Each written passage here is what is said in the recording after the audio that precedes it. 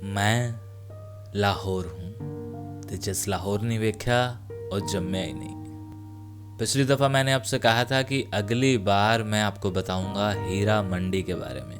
कई बार कुछ शेरों का पहला या दूसरा मिसरा इतना लोकप्रिय हो जाता है कि अपने साथ जुड़े मिसरे के वजूद का पता ही नहीं चलने देता। मसलन एक मिसरा बेहद प्रचलित है, यह देखने की चीज है इसे बार बार देख।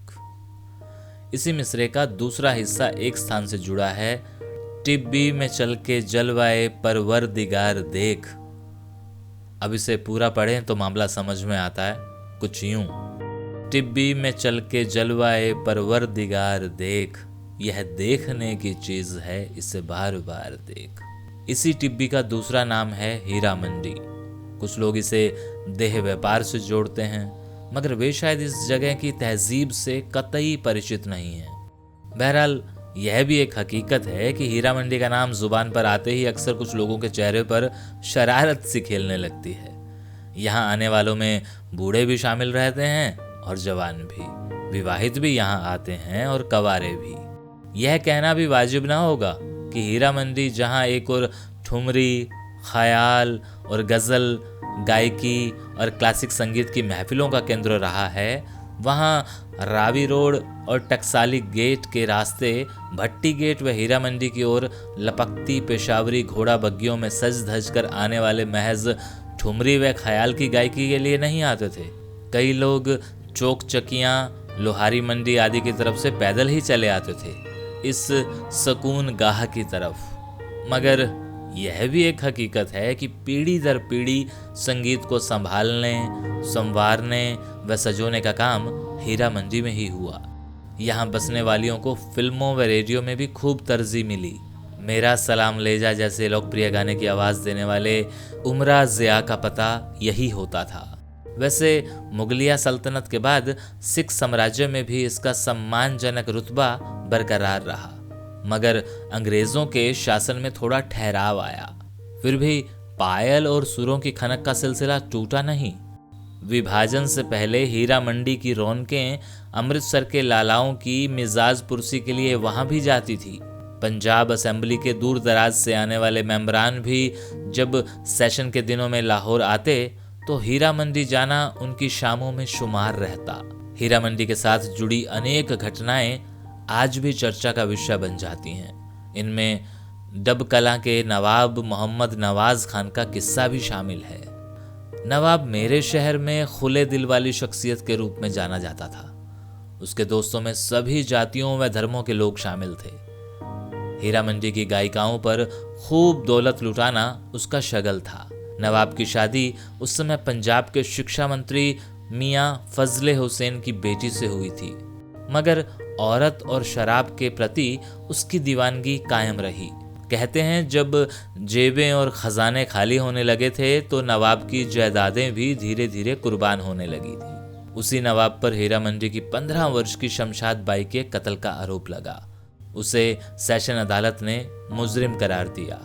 अभी हाई कोर्ट में उसकी अपील पर सुनवाई जारी ही थी कि वह खुद भी चल बसा, मगर इन दोनों के रिश्तों की तफसील सबने अलग अलग बयां की। वैसे हीरा मंडी का शाब्दिक अर्थ है हीरों का बाजार, मगर कहा तो यह भी जाता है कि महाराजा रंजीत सिंह के एक सरदार हीरा सिंह के नाम पर इस क्षेत्र का नामकरण हुआ था। रोमानी शायरों ने इसका जिक्र बाजार हुस्न के नाम से किया है। वैसे इस क्षेत्र में दर्जन भर बाजार हैं, लेकिन इन दिनों मुजरों व उनकी आड़ में चलते देह व्यापार की गतिविधियां 6 बाजारों तक सीमित हैं। इस क्षेत्र को शाही मोहल्ला के नाम से भी जाना जाता है।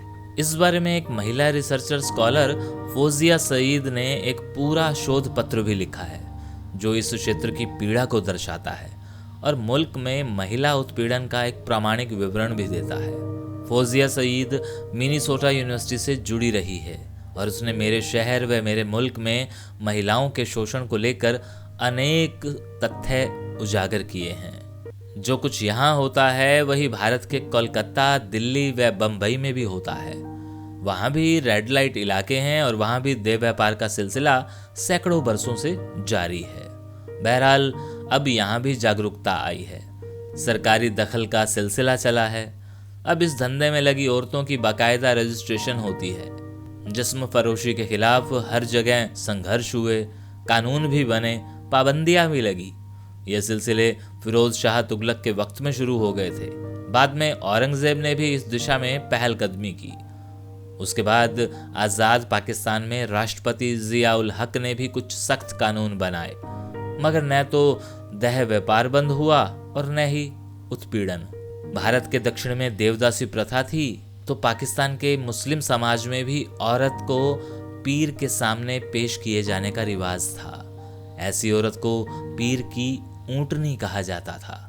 एक शर्त यह थी कि वह कच्ची उम्र की हो, कंवारी हो और पीर के साथ सोने के बाद वह किसी और से निकाह नहीं कर सकती थी।